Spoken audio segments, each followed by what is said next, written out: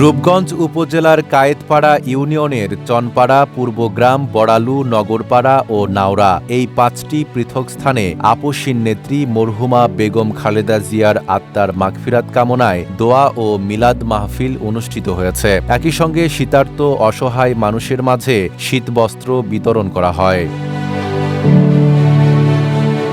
অনুষ্ঠানগুলোতে প্রধান অতিথি হিসেবে উপস্থিত ছিলেন নারায়ণগঞ্জ ১ আসনের ধানের শীষের মনোনীত প্রার্থী মোস্তাফিজুর রহমান ভূঁইয়া দীপু। এ সময় তিনি বলেন, মানবিক কার্যক্রমের মাধ্যমে সাধারণ মানুষের পাশে দাঁড়ানোই রাজনীতির মূল লক্ষ্য।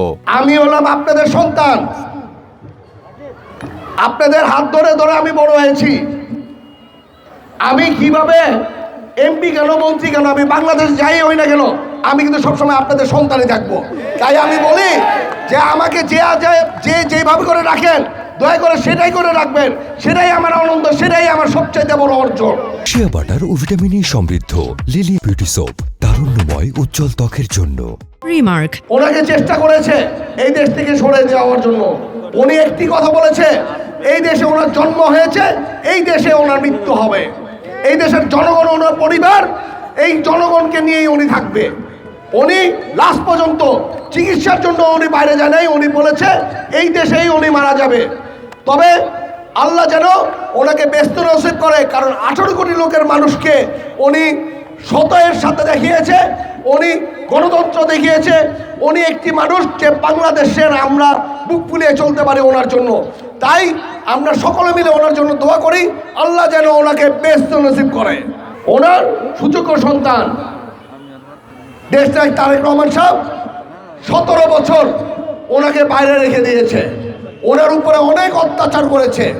এত অত্যাচারের পরেও উনি এই দেশের প্রতিটি মানুষকে রাত দিন 24 ঘন্টা বাইরে থেকে এই দেশের মানুষের কিভাবে কল্যাণ করা যায়, কিভাবে মানুষের মঙ্গল করা যায়, কিভাবে মানুষ চলবে, এই দেশের মানুষ কিভাবে করে ভালো চলবে, এই আশায় দিয়ে উনি সবসময় ছিল। এবার গণতন্ত্রের জন্য উনি সারা জীবন উনি উনি উনি ত্যাগ স্বীকার করে এখন উনি দেশে এসেছে। এখন দেশে এসেছে কেন জানেন? এই দেশকে সিঙ্গাপুর, মালয়েশিয়ার চেয়ে উন্নত একটি দেশ বানানোর জন্য। এই দেশের মানুষের যত দুঃখ আছে, ইনশাল্লাহ ওনার মাধ্যমে উনি প্রধানমন্ত্রী হয়ে এই দেশের মানুষ সে দুঃখ ইনশাল্লাহ উনি দূর করবে। অনুষ্ঠানে দোয়া ও মিলাদ মাহফিল শেষে স্থানীয় দরিদ্র ও শীতার্ত মানুষের মাঝে শীত বস্ত্র বিতরণ করা হয়।